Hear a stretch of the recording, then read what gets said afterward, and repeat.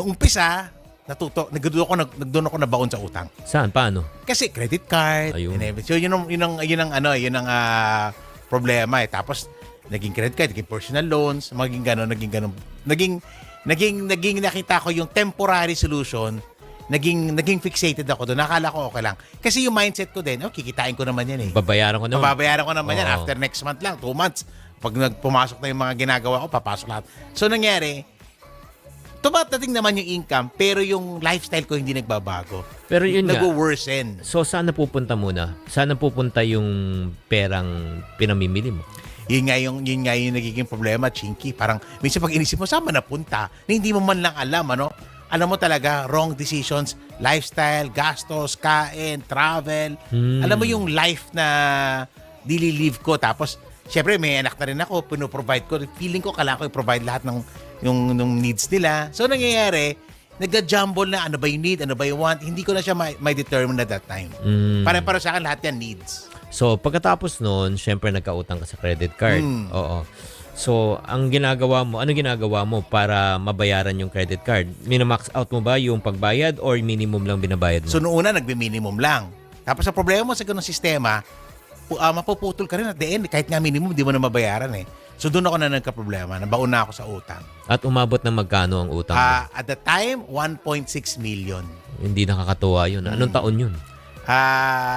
Siguro, mga mid-2000s.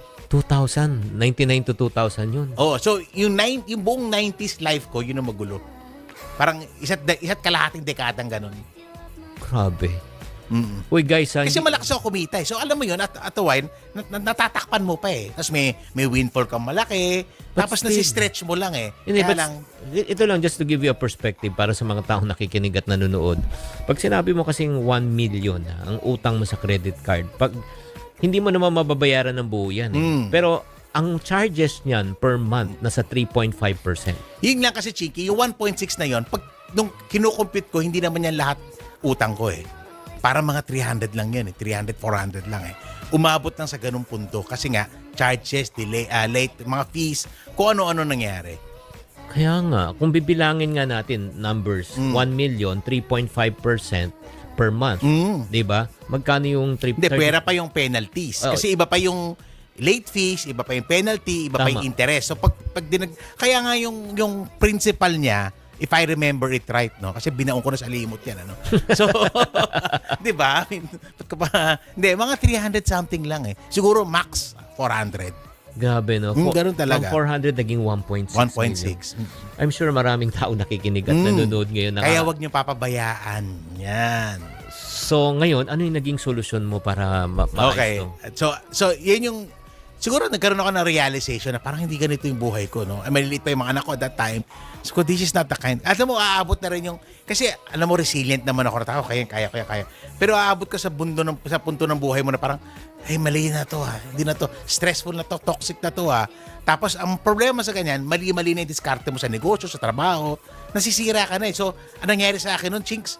Kung ano magandang dilipat ako ng kumpanya. Basta maganda kasi, alam mo yun, Babayaran ko. desperado ka na eh. Yung, pagka wala na sa hulog yung pag-iisip mo kasi ang gusto mo lang, Mabayaran. hindi nga mabayaran, ma-maintain lang yung gusto mong buhay, tapos you make bad decisions and alam mo, na yung mga naipundar ko, nawala din. Yung mga mahal ko na biling gamit, binenta ko din. Yung lupa na binili ko, binenta ko din. Yung mga ganon. So, naubos din lahat siya eh. So, kasi nagtatabi din naman ako eh. Nag-i-invest din naman ako. Pero pag mali yung diskarte mo, mawawala lahat yun. Mawawala lahat. Grabe naman.